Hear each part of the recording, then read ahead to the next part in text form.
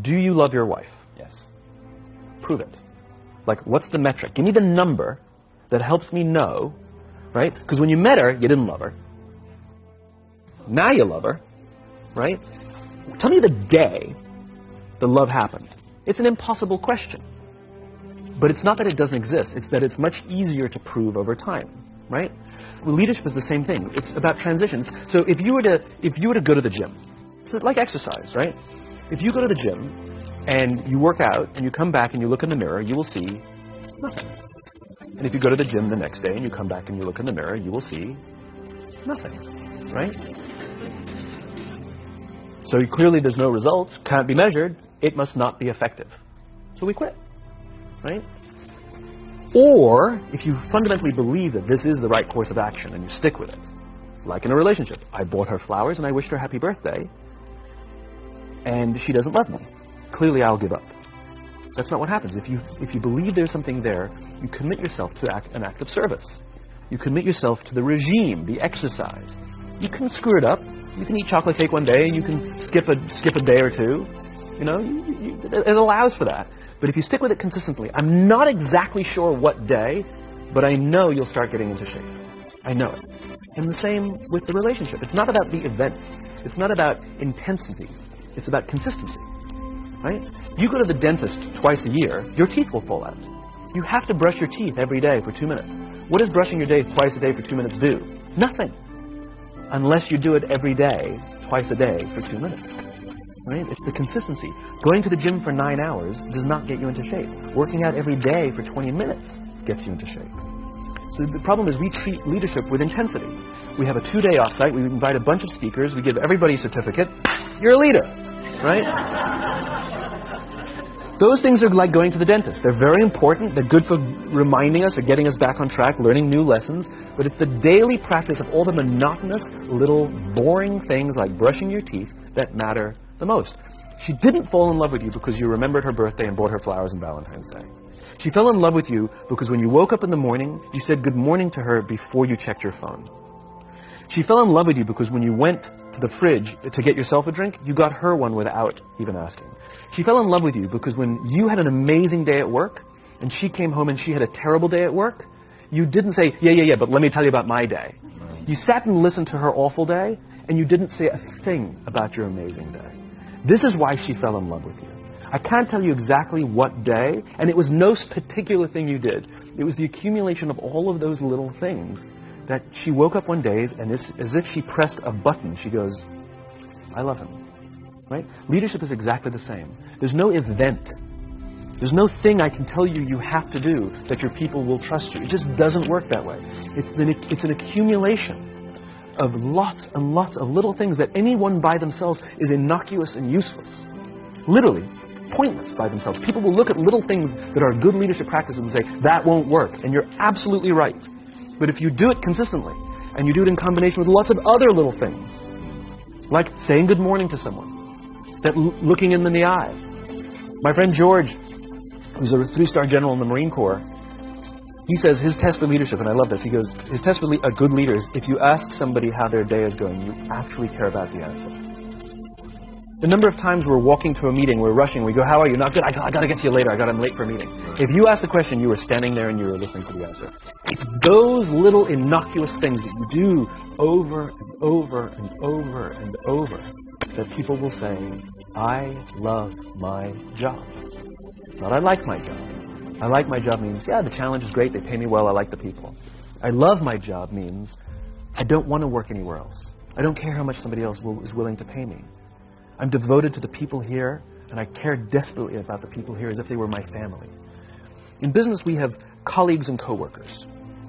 In the military, they have brothers and sisters. That's how they think of each other.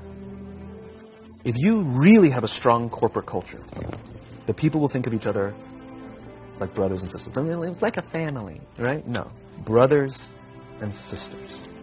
Deep love. Fight, but the love doesn't go away. Bicker, the love doesn't go away. And I'll fight with my sister, but if you threaten my sister, you're going to have to deal with me. Right? We'll fight internally. We'll bicker with each other. But nobody's going to hurt each other. And if anything from the outside shows up, you're looking at a unified front. Brothers and sisters. Now, how do you create brothers and sisters out of strangers?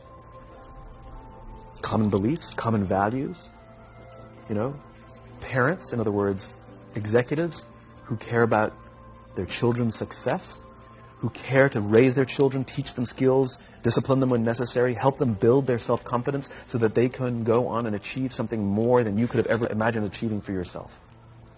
That's leadership. An absolute love and devotion for the people who've committed their lives to this enterprise. It's a human thing. So just as you know how your body feels after a good workout, and you know how your body feels after a big greasy meal, you know that one is good for you and one is not, despite what it may taste like. And that's the problem with short-term gains, right? They feel really good in the short term. We're highly, highly, highly trained social animals. We're highly adapted social animals.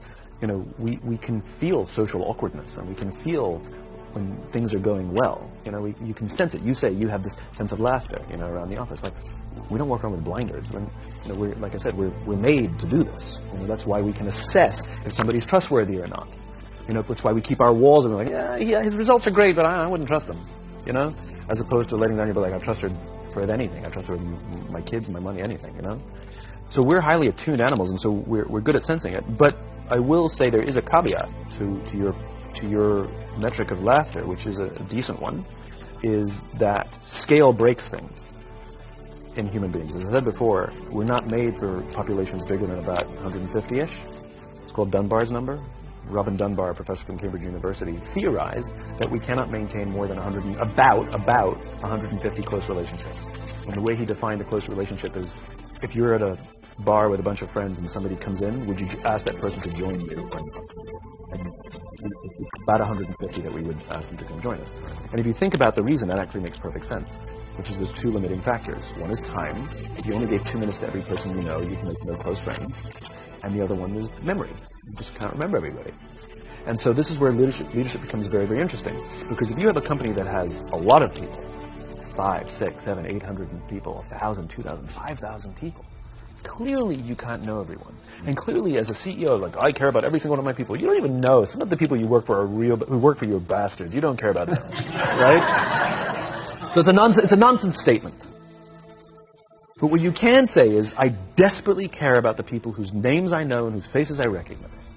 And I care desperately about my leadership, and I instill in them every day that I will give them the tools, and I will take care of them with one purpose and one purpose only, that they will take care of the people in their charge. And I want those people to take care of the people and instill in them that they take care of the people in their charge. And then by the time you get down to the masses, where the actual 1,000 exist, because of the seniors it's like 20, where the real 1,000 exist, they feel about 100 and 150 of them can look to one of their direct leaders, to one of their direct managers, and say, that person cares about me. That's our boss. That's my boss. That's my leader. Not the leader. It's the CEO. It's my manager, my boss, my leader. The one thing I am comfortable saying that all effective leaders must have is courage. Because it is hard. It is hard to stand up against outside pressure. It is hard to stand up to an external constituency who's pushing you to do something for their short-term gain, to do the right thing for your people. It is hard. It is thankless. It is lonely. Sometimes you get fired. Sometimes you get in trouble. Sometimes you'll lose your job and the next guy will get all the credit. It's all true. And the courage to do the right thing in the face of overwhelming pressure, only the best leaders have that courage. Only the best leaders. And here's the folly.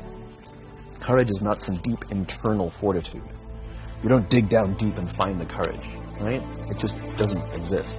Courage is external. Our courage comes from the support we feel from others. In other words, when you feel that someone has your back, when you know that the day that you admit you can't do it, someone will be there and say, I got you. You can do this. That's what gives you the courage to do the difficult thing. It's not going off to an ashram by yourself somewhere for 4 weeks and coming back and finding your courage. It's not what happens. It's the relationships that we foster. It's the people around us who love us and care about us and believe in us. And when we have those relationships, we will find the courage to do the right thing. And when you act with courage, that in turn will inspire those in your organization to also act with courage. In other words, it's still an external thing. That's what inspiration is, right? I'm inspired to follow your example. But those relationships that we foster over the course of a lifetime will not only make us into the leaders we need to be and hope we can be, but they'll often save your life. They'll save you from depression, they'll save you from giving up, they'll save you from any